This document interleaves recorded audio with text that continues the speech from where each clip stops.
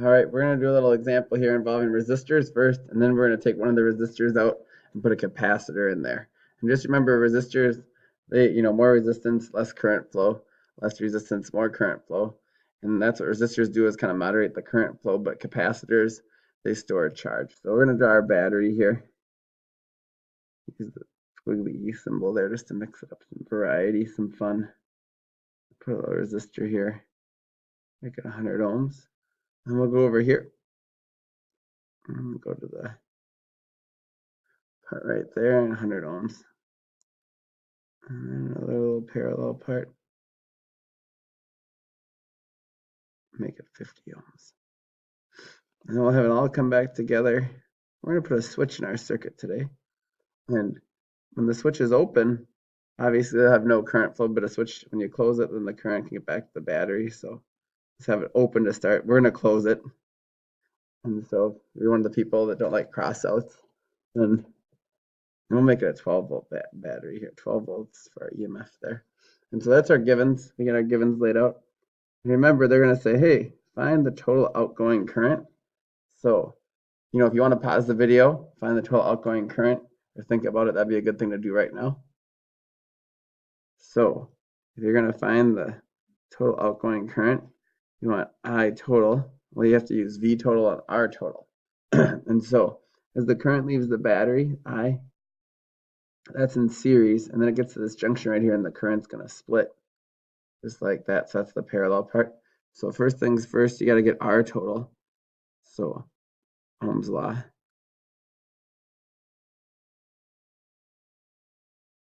So we got V total equals I total times R, and so we have what, 12 volts for our battery equals I total, which we don't know yet.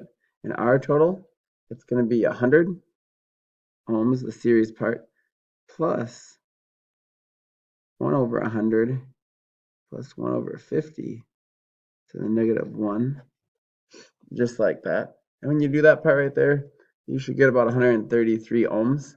So when you go through and plug this through and you solve for I total, and I'm skipping a step here because you can always pause the video. You should solve for I total, and I'm rounding about 0.09 amps. So just like that. And that's the outgoing current. That's the current that's leaving the battery right here, the 0.09 amps. And remember, when current passes through a resistor, we have an I, we have an R, so you can figure out your voltage. So this is a good time to make your table. R, I, V. So step one, we got our R total. Then we used our R total to find our R total to find our I total. And now we're going to use that I total to start picking apart our table. So we got the 100 ohm, and don't get confused with your 100 ohm ones. Then we have our second 100 ohm one in parallel. You can make two parallel lines right there if you want to. And then we can put our 50 ohm. Now the cool thing is, in that first 100 ohm, the current doesn't have any choice. It has to flow through that first one. So we're going to have 0.09 amps right there. And Ohm's law, V equals I times R. So if you multiply those two things, when he passes through that first resistor right there, he's going to use up 9 volts. Okay, I times R. Now, if you only have 12 volts from the battery and use up 9 right here, if you take this path, and we're assuming that we closed the circuit right there, the switch is going to come in handy later. But he has 3 volts he could use there. Or if the next electron were to take this path, he'd have 3 volts. So you can say, hey, in the parallel part, we know there are 3 volts here, there are 3 volts here. If you want to show the math, it's really you took 12 volts minus 9 volts to give you the 3 volts right there. And the cool thing is, once you know 2 out of 3 things, I know voltage and resistance for the 100 ohm right here. Once you know V and R, you can solve for the I right there. And that's what we'll do right now. And so we have V equals IR, just like that. And if you want to, you can call it V100, just to kind of keep track of it's the 100 ohm resistor right there, but I don't want to get confusing. But I equals V over R. In this case, it's going to be a 3 volts divided by a resistance of 100. And you should get 0.03 amps. And you could play the same game, 0.03 amps. You could play the same game to do this one. You could take 3 volts divided by 50, or you could realize, hey, I had 0.09 amps coming into the junction, and 0.03 took that more resistive path, which leaves 0.06 to take right here. You could even show a little work. You could say 0.09 amps minus 0.03 that went down that other path, and it leaves 0.06 amps. However you want to do it, but if you picture like water flowing through pipes, you can picture, oh, the two paths have to add up to the 0.09 that came in at the junction right there. So we have that going on, and we got the current, we got the whole table filled out. We got this business right here. This is the parallel part. We got the series part right there. And you're done with your typical circuit question. You know everything about it. If they asked you for power, you could add an extra column to your table, and you know your power equations, PIV, P equals I squared R, or P equals V squared over R. And you could easily just plug those in. You know the current for this one, you know the voltage. You could do a little multiplication to figure out that, but we're not going to do that now. We're going to learn something new for the last couple minutes here. We're going to say, what happens if we took this resistor out, and instead of that, we put a capacitor right there. So we're going to make what they call an RC circuit, which involves resistors and capacitors. So we're going to redraw our circuit for the last few minutes here. We'll still have a battery, just like that.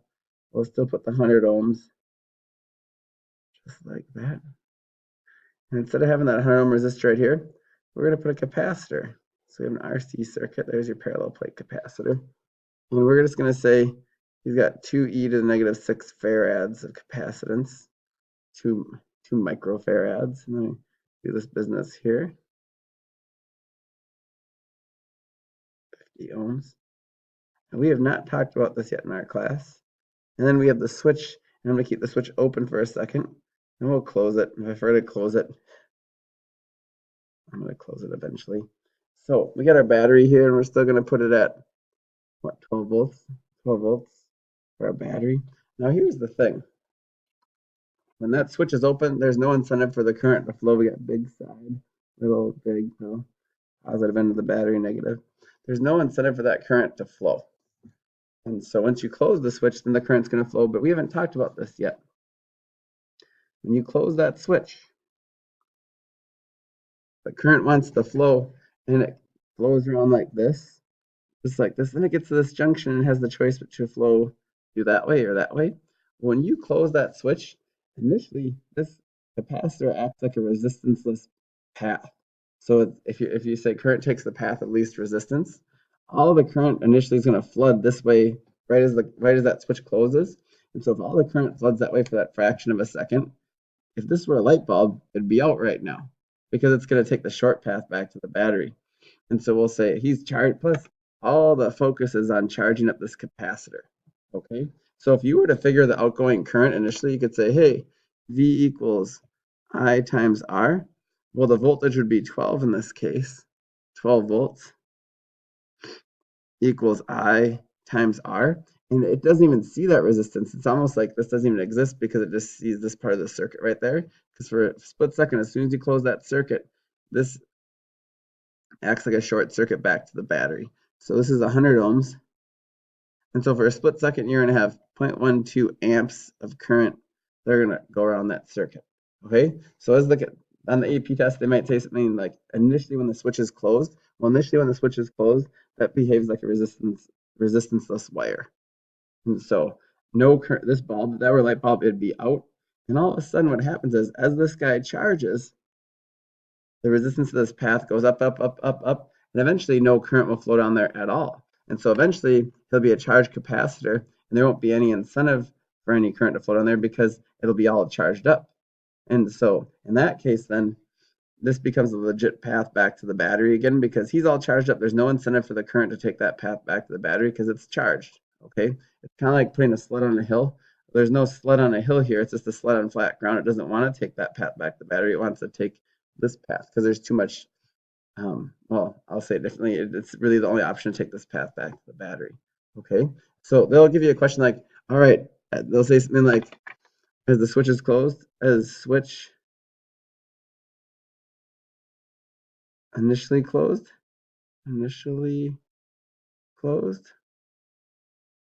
then no current down 50 ohm path. Okay, that's one thing they could say, no current, so that a light bulb, it would be out for that fraction of a second. But really what they might ask about, they'd say, hey, after it's been charged for a long time, they'd say, maybe find the charge in that capacitor. And that's what I want to finish with right here. They'll say, hey, after it's been charging for a long time, which is code for it's fully charged, what's the actual Q, the charge in that capacitor? So that's what we're going to finish with right now. And I'm just going to extend my paper here. So we got that situation. So we're going to say after a long time, they want to find Q on the 2 microfarad, 2e to the negative 6 farad capacitor. Okay, so here's what you got a picture. And we'll get this back on the screen here. Maybe we'll have to do it like this. So we'll redraw it. So after a long time, we'll draw our battery. We'll say here, boom, it's got 100 ohms. And after a long time, there's no current going to be flowing down this capacitor branch. There's no incentive to because it's charged up already. So when the battery looks out, he doesn't even see that as an option anymore. He just sees this resistor here and this resistor here. So the battery will actually see 150 ohms of resistance as he looks out because he doesn't even see that capacitor in the same way. So we'll say, all right, let's find the total charge on this capacitor. We got to play our same game. We know Kirchhoff's law, as you go around a loop, you have to use up all your voltage. So we'll say, all right, let's find our total. Well, our total is going to be 100 ohms. And I have to speed up here because it's only a 15-minute video limit here. So 150 ohms of resistance. And we know V total equals I total times R total. And we know 12 volts equals I total times 150 ohms, just like that. And if you do your math there, you're going to realize the outgoing current is 0.08 amps. Now here's the thing. As that 0.08 amps comes around here, you know that's 0.08 amps. You know there is, you know I, you know R, so you can figure out that there are 8 volts used up right there. 8 volts used up right there. So we'll say, hey, V, the voltage drop at the 100 ohm right there is going to be 0.08 amps times 100 ohms. So you use up 8 volts right there, and you guys know if I only had 12 volts here and I used up 8 right here, how many does that leave in the parallel branch, here or here? It'll leave 4. You'll have 4 here, and here's the one thing. I know it looks at it as a series right there, but these two are technically still in parallel, and if he has 4 volts remaining here, the capacitor will also have 4 volts. So basically, we just play the same game to figure out how many volts are used up with the series one, and the remaining voltage has to apply to the parallel parts, because remember, in parallel, the voltage is the same. Okay, so we say, all right, that means we have 12 volts minus 8 volts equals 4 volts left. And I have like 1 minute left of the video here. So we say, hey, remember, capacitance is how much charge per volt. Well, I say, okay, so Q equals C times V, just like that. And I know the capacitance they told me from back on the other page was 2 microfarads, 2e to the negative 6 farads. And I know the voltage now is 4 volts on that capacitor because of the reasoning above. And so the charge, your final answer for the charge in that capacitor is 8e to the negative 6 coulombs. And if I was only going to watch one part of the video, I'd go back and watch the very end when we put the capacitor in there, because that's the new idea right there. So the big idea is when he looks out, since this guy's already charged at the very end, he sees 100 plus 50, 150 ohms of total resistance. This is not a viable option for current to flow because it's already charged. So you said, hey, V total equals I total times R total, 12 volts, 150 ohms. So you found 0.08 amps. And then you said, hey, well, if I know the 0.08 amps is flowing here, I know 0.08 amps, I know 100 ohms. That means 8 volts get used here, which leaves me with 4 volts in the parallel branches right here. And then you use the new capacitor equations knowing that, oh, I know 4 volts got used there. I know the capacitance. Then you solve for the Q, the charge that gets put in the capacitor.